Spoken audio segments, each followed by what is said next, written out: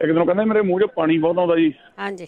ਤੇ ਉਹ ਭੈਣ ਜੀ ਮੈਂ ਤਾਂ ਇੱਕ ਦੇਸੀ ਜਿਹਾ ਇਲਾਜ ਆਪ ਹੀ ਮੇਰੇ ਵੀ ਏਦਾਂ ਹੋਣ ਲੱਗ ਪਿਆ ਸੀਗਾ ਤੇ ਮੇਰੇ ਤਾਂ ਮਸੂੜੇ ਲਾਲ ਜਿਹੇ ਹੋ ਗਏ ਸੀਗੇ ਤਾਂ ਬੁਰਸ਼ ਵੀ ਕਰਨ ਦੀ ਪ੍ਰੋਬਲਮ ਆਉਂਦੀ ਸੀ ਤਾਂ ਮਿਰਚ ਬੜੀ ਲੱਗਦੀ ਸੀ। ਤੇ ਮੈਂ ਜੀ ਭੈਣ ਜੀ ਜਵੈਣ ਦੀ ਲੈ ਕੇ ਨਾ ਜਿੱਦਾਂ ਚਮਚਾ ਕੁ ਜਵੈਣ ਲੈ ਕੇ ਆਪਣੇ ਮੂੰਹ ਦੇ ਵਿੱਚ ਪਾ ਕੇ ਹਾਂਜੀ ਤੇ ਉਹਨੂੰ ਕਿਸ ਰਿਹਾ ਚੰਗਾ ਕਿਤੇ ਮੂੰਹ 'ਚ ਹੀ ਰੱਖੀ। ਹਾਂਜੀ। ਜਿੱਦਾਂ 5 ਮਿੰਟ ਤੇ ਉਹ 2-3 ਵਾਰੀ ਮੈਂ ਕੀਤਾ ਮੇਰੀ ਉਹਦਾ ਲੜੀ ਤਾਂ ਬਹੁਤ ਪਰ ਐਂ ਠੀਕ ਹੋ ਗਿਆ ਜੀ। ਪਾਣੀ ਵੀ ਠੀਕ ਹੋ ਗਿਆ ਤੇ ਮਸੂੜੇ ਵੀ ਠੀਕ ਹੋ ਗਏ ਜੀ। ਹਾਂਜੀ ਹਾਂਜੀ ਕੌੜੀ ਹੁੰਦੀ ਆ। ਹਾਂਜੀ ਹਾਂਜੀ ਮੈਂ ਦੱਸਣਾ ਮੈਂ ਕਿਹਾ ਉਹ ਆਪਣੇ ਲੱਕੀ ਜੇ ਇਦਾਂ ਕਰਕੇ ਦੇਖ ਲਓ ਵੀ ਸ਼ਾਇਦ ਉਸ ਦਾ ਬਾਏ ਹੋਵੇ ਹਾਂਜੀ ਮਸੂੜਿਆਂ ਦੇ ਵਿੱਚ ਹਾਂਜੀ ਤਾਂ। ਉਹ ਤਾਂ ਵੈਸੇ ਵੀ ਖਾਂਦੇ ਰਹੋ ਨਾ ਜਵੈਣ ਨੂੰ।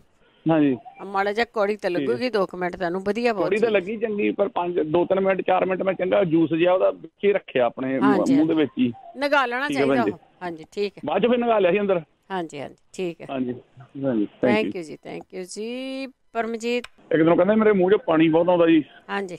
ਤੇ ਉਹ ਭੈਣ ਜੀ ਮੈਂ ਤਾਂ ਇੱਕ ਦੇਸੀ ਜਿਹਾ ਇਲਾਜ ਆਪ ਹੀ ਮੇਰੇ ਵੀ ਏਦਾਂ ਹੋਣ ਲੱਗ ਪਿਆ ਸੀਗਾ ਤੇ ਮੇਰੇ ਤਾਂ ਮਸੂੜੇ ਲਾਲ ਜਿਹੇ ਹੋ ਗਏ ਸੀਗੇ ਤਾਂ ਬੁਰਸ਼ ਵੀ ਕਰਨ ਦੀ ਪ੍ਰੋਬਲਮ ਆਉਂਦੀ ਸੀ ਤਾਂ ਮਿਰਚ ਬੜੀ ਲੱਗਦੀ ਸੀ।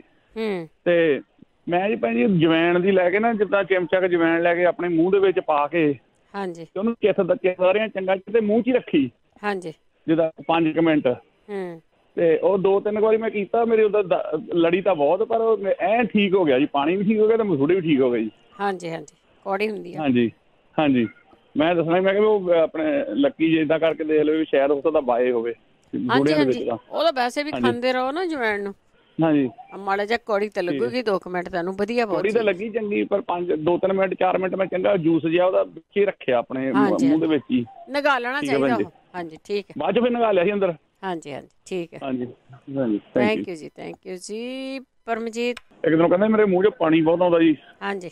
ਤੇ ਉਹ ਭੈਣ ਜੀ ਮੈਂ ਤਾਂ ਇੱਕ ਦੇਸੀ ਜਿਹਾ ਇਲਾਜ ਆਪ ਹੀ ਮੇਰੇ ਵੀ ਏਦਾਂ ਹੋਣ ਲੱਗ ਪਿਆ ਸੀਗਾ ਤੇ ਮੇਰੇ ਤਾਂ ਮਸੂੜੇ ਲਾਲ ਜਿਹੇ ਹੋ ਗਏ ਸੀਗੇ ਤਾਂ ਬੁਰਸ਼ ਵੀ ਕਰਨ ਦੀ ਪ੍ਰੋਬਲਮ ਆਉਂਦੀ ਸੀ ਤਾਂ ਮਿਰਚ ਬੜੀ ਲੱਗਦੀ ਸੀ।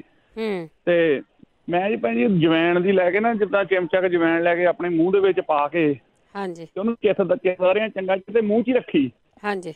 ਜਿੱਦਾਂ 5 ਮਿੰਟ ਤੇ ਉਹ 2-3 ਵਾਰੀ ਮੈਂ ਕੀਤਾ ਮੇਰੀ ਉਹਦਾ ਲੜੀ ਤਾਂ ਬਹੁਤ ਪਰ ਐਂ ਠੀਕ ਹੋ ਗਿਆ ਜੀ। ਪਾਣੀ ਵੀ ਠੀਕ ਹੋ ਗਿਆ ਤੇ ਮਸੂੜੇ ਵੀ ਠੀਕ ਹੋ ਗਏ ਜੀ।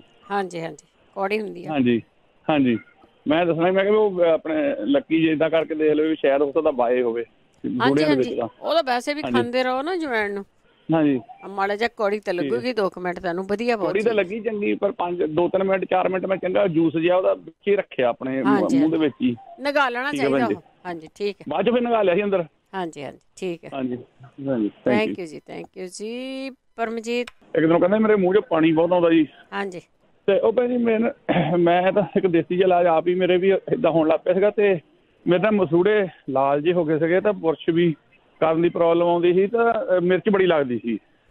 ਤੇ ਮੈਂ ਜੀ ਭੈਣ ਜੀ ਜਵੈਣ ਦੀ ਲੈ ਕੇ ਨਾ ਜਿੱਦਾਂ ਚਮਚਾ ਕੁ ਜਵੈਣ ਲੈ ਕੇ ਆਪਣੇ ਮੂੰਹ ਦੇ ਵਿੱਚ ਪਾ ਕੇ ਹਾਂਜੀ ਤੇ ਉਹਨੂੰ ਕਿਸ ਰਿਹਾ ਚੰਗਾ ਕਿਤੇ ਮੂੰਹ 'ਚ ਹੀ ਰੱਖੀ। ਹਾਂਜੀ। ਜਿੱਦਾਂ 5 ਮਿੰਟ ਤੇ ਉਹ 2-3 ਵਾਰੀ ਮੈਂ ਕੀਤਾ ਮੇਰੀ ਉਹਦਾ ਲੜੀ ਤਾਂ ਬਹੁਤ ਪਰ ਐਂ ਠੀਕ ਹੋ ਗਿਆ ਜੀ। ਪਾਣੀ ਵੀ ਠੀਕ ਹੋ ਗਿਆ ਤੇ ਮਸੂੜੇ ਵੀ ਠੀਕ ਹੋ ਗਏ ਜੀ। ਹਾਂਜੀ ਹਾਂਜੀ ਕੌੜੀ ਹੁੰਦੀ ਆ। ਹਾਂਜੀ ਹਾਂਜੀ ਮੈਂ ਦੱਸਣਾ ਮੈਂ ਕਿਹਾ ਉਹ ਆਪਣੇ ਲੱਕੀ ਜੇ ਇਦਾਂ ਕਰਕੇ ਦੇਖ ਲਓ ਵੀ ਸ਼ਾਇਦ ਉਸ ਦਾ ਬਾਏ ਹੋਵੇ ਹਾਂਜੀ ਮਸੂੜਿਆਂ ਦੇ ਵਿੱਚ ਹਾਂਜੀ ਤਾਂ। ਉਹ ਤਾਂ ਵੈਸੇ ਵੀ ਖਾਂਦੇ ਰਹੋ ਨਾ ਜਵੈਣ ਨੂੰ।